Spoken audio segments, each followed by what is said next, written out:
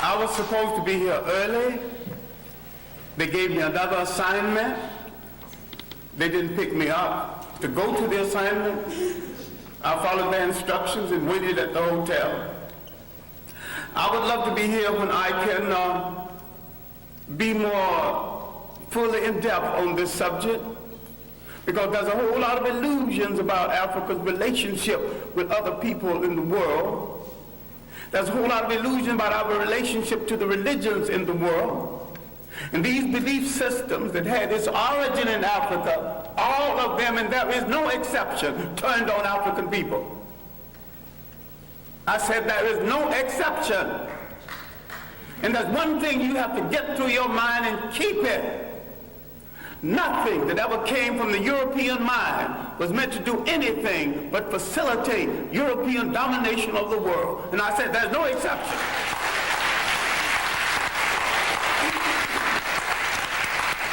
Everything that was brought into this continent, everything, every idea, every so-called religion was meant to dominate and to control. The Arabs had no illusions about it. The Europeans had no illusions about it. You were the ones with the illusions. And yet every element that went into the making of every major religion in the world started in Africa. Why is it that you are so naive? You let people redress something that you invented, sell it back to you, and enslave you through it.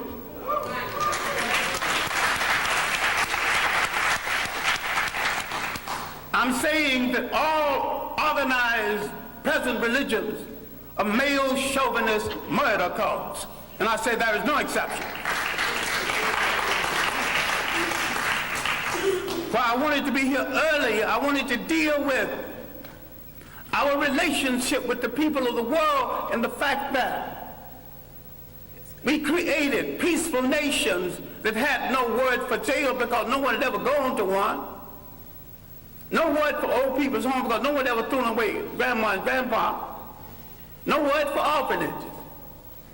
We did all of this, and over half of human civilization was over before we knew that a European was in the world. Before he wore a shoe or lived in a house that had a window. Now, Africa has always and still is the prize for the whole world. We as a people have always been the world's richest people, culturally rich, mineral rich. We have always been the prize because we have always had and still have something that other people won't, think they can't do without, and don't care to pay for. Because we have always been the prize, we have been under siege for over 3,000 years. Nothing that ever brought into Africa from the outside was meant to do the Africans any good. That means all other religions. Islam was the handmaiden of Arab imperialism. Christianity was the handmaiden of European imperialism. The Hebrew faith was the handmaiden of a concept called the chosen people. Now, if God is kind and God is merciful and God has no stepchildren, he won't choose one over the other. And to say he chose some people, you're making him a bigot. And to say that he endorsed enslavement of one people over the other, you're making him an accessory to murder. The Arabs used Islam to rationalize their slavery and their imperialism. The Europeans used Christianity to rationalize their slavery and imperialism. Who are you kidding about friends in the world? Damn it, if you want a friend, look in the mirror.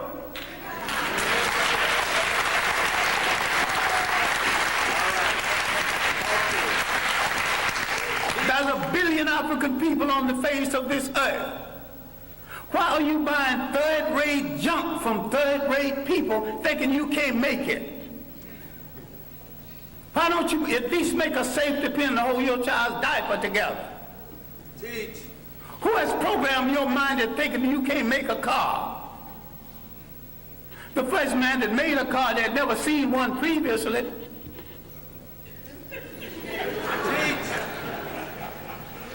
The Japanese bought cars, bought locomotives, broke them down and studied them, and had a Japanese technician produce each piece, put it together, and had a much better train than the one they copied from. All knowledge in the world belongs to everybody in the world. Yes. Who has programmed our mind in assuming that we cannot run a nation and run it well? The main thing imperialism did, slavery and imperialism, that they removed African people from the respectful commentary of history. And they tell them something they are still telling them, and all of the organized religions are guilty of this. I favor none of it because Africa didn't need any of it. I'm saying that African belief systems, properly understood, is 10 times better than Judaism, Christianity, and Islam. And better for the African. Now you might have some romance with one of these religions. I have no romance with any of them. I have a romance with reality and truth. And the chips can fall where they may after I tell it. As for friends, you have had no friends. When they discovered you, they began to prey on you. Now let's look at our relationship with Western Asia, mistakenly called the Middle East. For 3,000 years, our greatest enemies came from Western Asia. They were trying to avenge the fact that they were once African colonies. You read a book called When Egypt Ruled the East, and you get some of the basic information on this. Now, the first visitors to Africa came in the 1700s BC. These were the people who would later be called Hebrews. Now, black people are ticklish on this because black people think that everything in the Bible is true. I question the intelligence of anyone who thinks everything in the Bible is true or supposed to be true.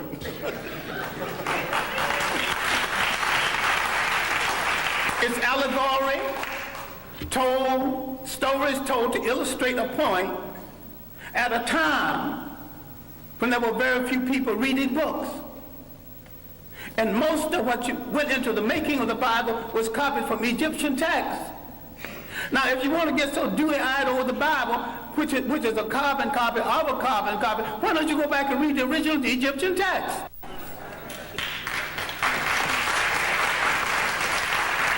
Then you see where all these stories started from. You see where the story of the Exodus started from. Now, you get so dewy-eyed, you actually think there was an Exodus. These people walked into Africa. Why couldn't they walk out? Why did they have to go by sea? Go. Why did they see at the park? If you read Egyptian literature, you will discover that the whole story of somebody parting the sea started with about 3,000 years before the Hebrew entrance. I should not use the word Hebrew entrance, before the entrance from Western Asia. Now let's get one thing straight, because black people are confused about all religions. Now I'm not against any religion. I'm a very spiritual human being. I just don't need a preacher to preach no 10 commandments to me when he's a backslider going with some sister, some other man's wife. I'm intelligent enough to pick from the 10th commandment, not commandments anyway, but they were omissions of purity at the great school at Luxor, the great African training school. All right, now, let's get into this Western Asia. I'm saying that the people who came from Western Asia escaping famine did not have any Hebrew faith when they came into Africa. And there's no record of a Hebrew faith before there. Why is it that when they left Africa in the so-called Exodus, they had all three? African culture, an African religion, and an African language. Now look at the origin of the so-called people you now refer to as Jews. And you're mistaken using that reference because the word Jew is of European origin. And the people in Europe who call themselves by their name have no relationship to the biblical people of the Hebrew faith. And I'm saying that the people we now call Jews entered world history with their visit to Africa. And when Africa was invaded, 1675 BC, instead of joining the Africans who had been their beneficiary and saved them from starvation, they joined the enemies of Africa. No one has ever returned any favors to us. As a people, we have always been hospitable to strangers, mostly the wrong strangers. And what we have to understand now, in the period of superior brainwashing, is there is no European answer for African problems. Either Africans find a solution to African problems, or there is no solution, and if you don't find a solution soon, you go back into slavery.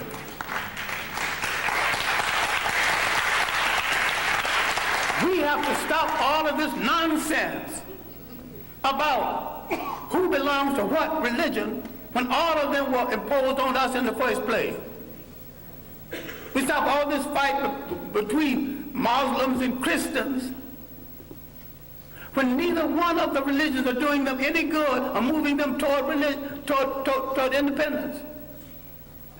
All of them are handmaids of conquerors. All of them are religions of conquerors.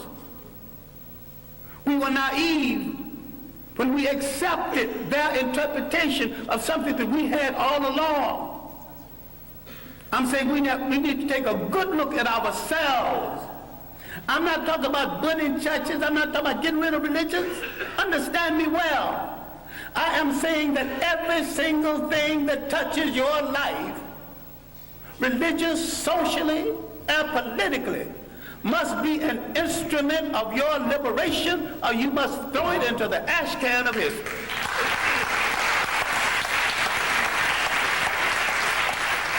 Develop a liberation Islam. Yes.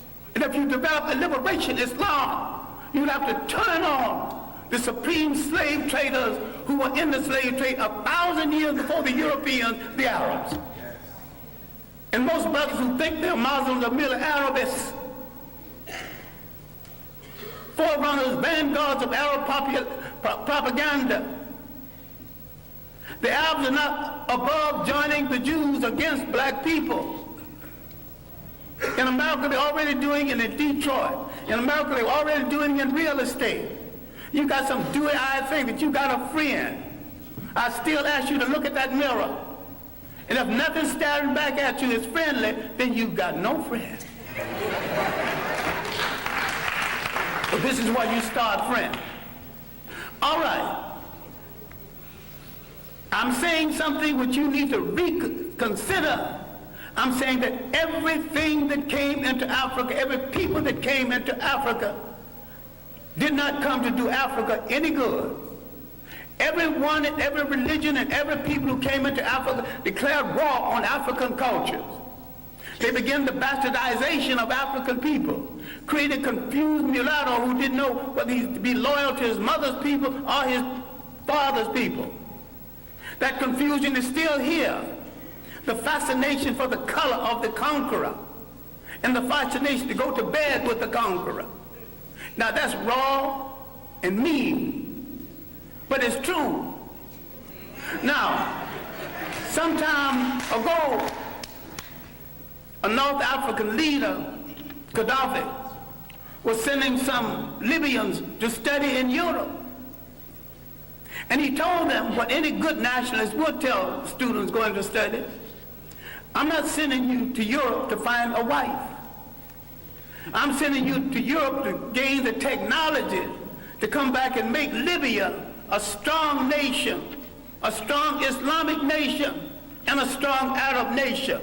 And you cannot achieve any of this between the legs of a European woman.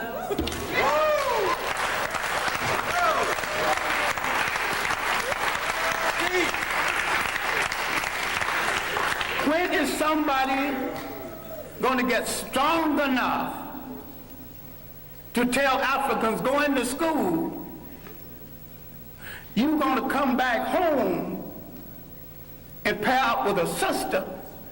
But if you want to pair up over there, stay over there.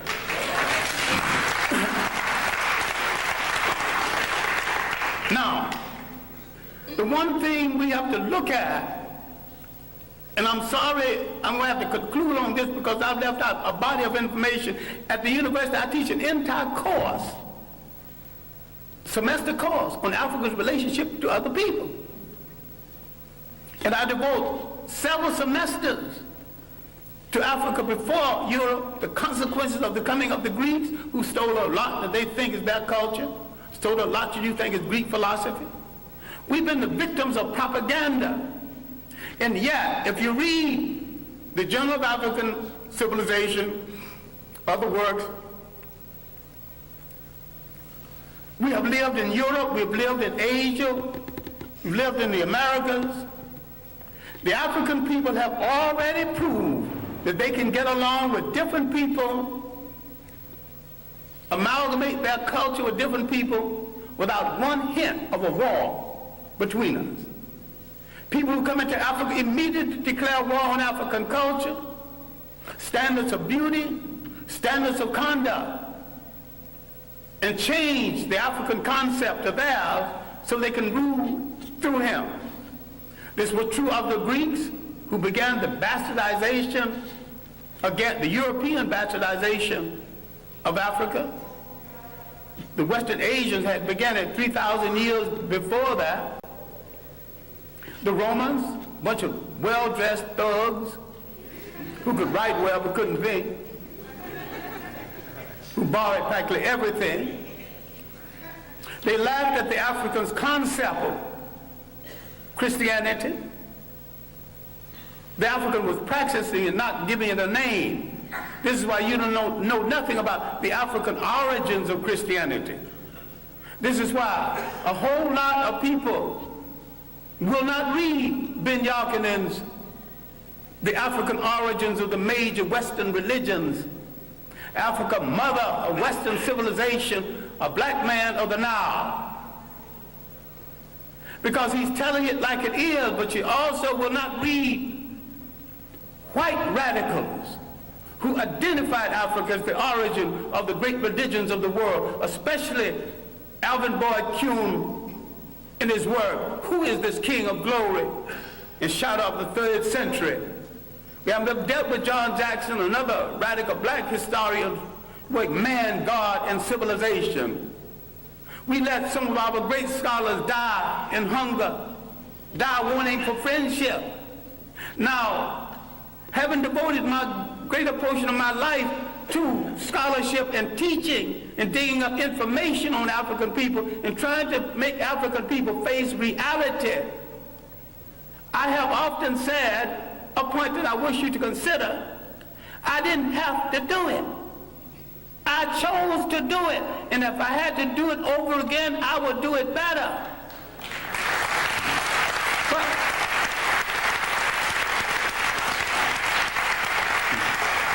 I have a lot of talent other than the talent to teach and to research. I've never met a rich man who had a better mind than me. So if I wanted to succeed as a rich man, I could have done that. I never met a crook who wasn't a fool. I could have been a good crook if I chose to be a crook. I chose to be a teacher of African history. I chose to look in the Bible where I couldn't find my people. I started looking for them in the world, and I didn't stop until I found them. And I know why they are left out of the Bible. I know why all the angels are white. You mean to tell me God is merciful, God is kind, and not one little brown or black angel sneaked into heaven? I ain't buying that. Now the Bible that you get so dewy-eyed over is one of the greatest pieces of propaganda ever written. If you want to read the Bible, why don't you read the Bible one day and read Mein Kampf the next day and see the comparison? That's hard on your mind. Because you think if you don't have Christianity, Islam, or Judaism, you don't have that spirituality. I've got more spirituality after I put all of them down. And I've got more religion after I put all of them down. All right, now let me conclude something that has no conclusion. We have to look at the impact of Europeans on Africa. All impacts have been negative. The Romans laughed at the early African Christians. Finally, for political reasons, they stopped killing Christians and became Christians. I'm saying the Europeans became Christians for political reasons, as the Arabs became Muslim for political reasons, and as the so-called Jews became Hebrews for political reasons. People use organizations for political reasons, and what we get so dewy-eyed and think we're dealing with the truth. If you look at indigenous African religion belief systems, if you look at the idea when Africans had no churches of any consequence because these fools came here and said, this is the house of God, and the African looked at that church and said, if God who made the wind, the spring, made the ocean roar, and you're going to tell me he can fit into a little thing you call a church? That is no house of God. So some Africans had the common sense enough to move away from it, and some had the common sense to burn it down. I'm saying that you're closer to God when the further away you get away from organized religions that are all handmaidens of conquest. The Roman Empire developed during the early period of Christianity. Remember, the Roman Empire started in Africa. It rose in Africa. It fell in Africa. A lot of people need to stop reading some religious books and read some straight history without fable, without supposition, without myth. Read straight history. Read the Mediterranean world in ancient times. She's a racist, bigger, but her chronology is good. And there's a good history of the European trying to move out of Europe into the Mediterranean to find something to eat, to put on that gosh darn awful European food. He has solved his problem at the expense of other people. The slave trade liberated Europe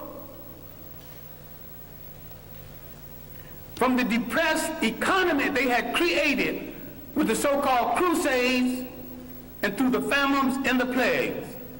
Europe always solves its problems by preying on people outside of Europe. They are in a position right now that they have betrayed true socialism, which was not of European origin in the first place.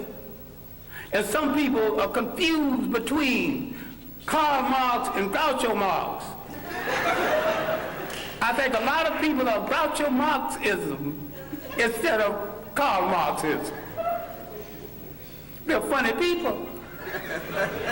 And if you think that that system started in Europe, no system as humane as socialism could have started among a bunch of icebox people who prey on their brothers for their breakfast. Read Parman Colson's work, The History of the Modern World, especially the early chapters. Now, the evidence of Africans in the New World, the evidence of 1,000 years of civilization before slavery, all of this I'm not discussing because there is no time. But when the Romans disgraced themselves in the mismanagement of Christianity, they created a vacuum. Islam moved into that vacuum. The Africans thought that Islam would get the Romans off of their back. They were right. Islam got the Romans off of their back, and the Arabs jumped on their back, and they're still there, using Islam to justify it. Now, the African military man, because we are the greatest fighting machine in the face of the earth, if we ever discovered this, people are going to start running. Under proper leadership, proper inspiration, properly equipped, the black man is the greatest human fighting machine God ever created, if indeed God created it. I think the gods of Africa created it. Once you lose track of your heritage, you lose track of your liberty in this world. The Europeans doing the slave trade not only read the African out of history, they colonized history, they colonized information about history, they colonized image. They colonized the image of God. Who told you Christ was white? He was born in that part of the world predominantly occupied by non-European people. So you should not get into the argument about whether he's white. All you have to say, was he a Greek? No. Was he a Roman? No. But these were the only people partially white in the area at the time. If he wasn't a Greek, he wasn't a Roman, he was one of those other people. You don't have to argue about the shades of color. So far as you're concerned, once you establish he was not a Roman, he was not a Greek, your conversation is over.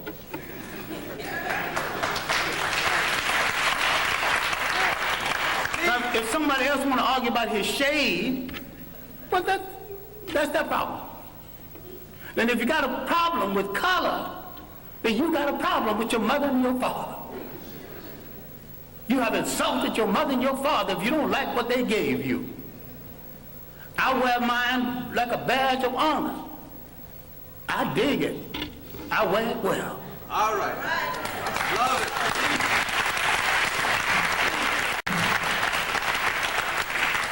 I'm saying in closing, and I am closing, that what you have to do is take a holistic look. Not only at your position in the world, but your potential in the world. You have to learn how to convert everything into an instrument of liberation or leave it alone. You have to realize there was no Greek fraternities and sororities until they were introduced to secret African societies. People get all dewy-eyed over something that was imposed on them in order to control them without understanding that. That's another imperial effort. So it bothers me, and although I have good personal friends who are Muslim, that not a single Muslim scholar have dealt with that 1,000 years of African independence before slavery and how the Arabs from the north systematically destroyed these nations. It did not occur. 1591, from Morocco, an army was launched against these great independent nations in inner West Africa. These were great states, and because of poor communication between African and African, there was enough armies in these states to march down to the coast and to drive every slave trader into the sea. But the communication between African and African was so poor. Even today, the East Africa is not too clear about what's happening in West Africa. And nobody knows what's happening in North Africa because the conspiracy to hold on to Africa is happening in South Africa and in North Africa. So the whites in South Africa willing to play a part, and the pseudo-whites in North Africa willing to play a part. In all this world, you have no friends. But if there are a billion of you on the face of this earth scattered all over the world, what do you need with a friend other than yourself?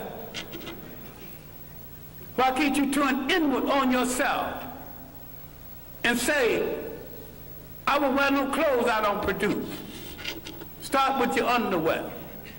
I wear no shoes that's not made by a brother. You're creating a shoe factory, employment at once. Start buying airplanes, break them down and study them, later on make airplanes. What this whole thing is about is the restoration of confidence. It has been the role of these handmaidens of colonialism to destroy your confidence in yourself. You don't believe that you can look like a god. You don't believe a black father in your home is to some extent a god. That doesn't make the black woman less than a goddess, because we produced the first human societies that recognized and respected the female god. We produced the first human society that said you can't be a king unless you got a queen. You can't be a god unless you got a goddess. So you can see all of these social ills that people are defending now, none of it started in our countries. I defy anyone alive, and those who want to come alive, come back and prove me, I invite them too, to show me one single case of sexual deviance or maladjustment any place on the African continent for the coming of foreigners.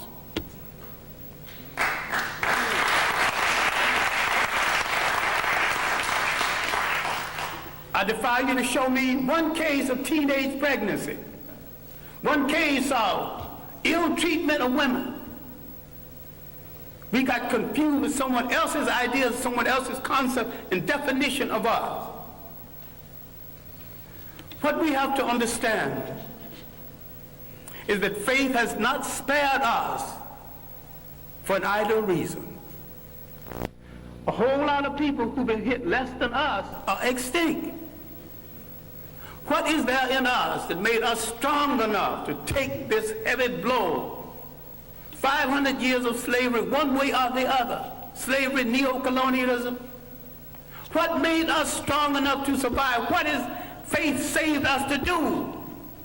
And inasmuch as we gave the world its first humanity, faith has saved us to give the world its last humanity.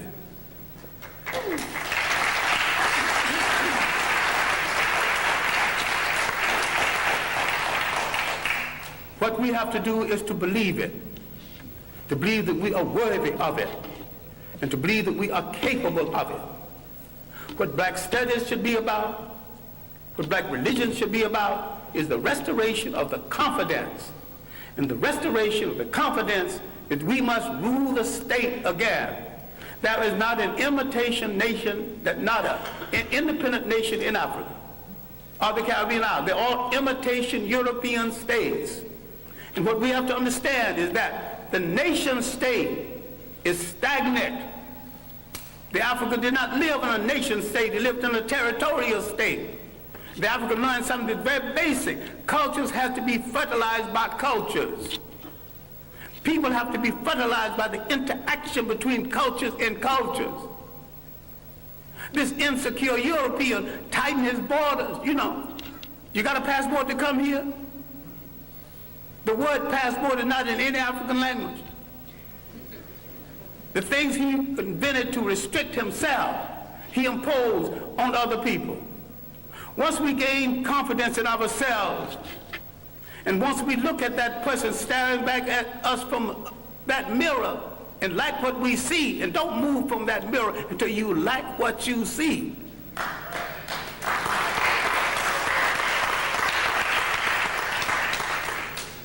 Then, in coordination with other African people throughout the world, we will give the world a new lease on life. We will turn to all of our people and not one part of them, because we came from a matrilineal society that respected women to the point the lineage came down to the female side. We must answer the call of the great African-American poet, Margaret Walker, who said, "Let the dirges end, let a new peace begin. Let us write a new covenant for the freedom of ourselves in the world." African men throughout the world need to step forward and answer Sister Margaret and say, "Sister Margaret, we have heard your call, and because we have never been a society that excluded women, with our women at our side, we are ready to pick up the challenge. We are ready to start a revolution that will change the world. We won't get ready tomorrow because tomorrow's things are left to tomorrow. We will start our revolution right now, and we will start it with ourselves." Thank you.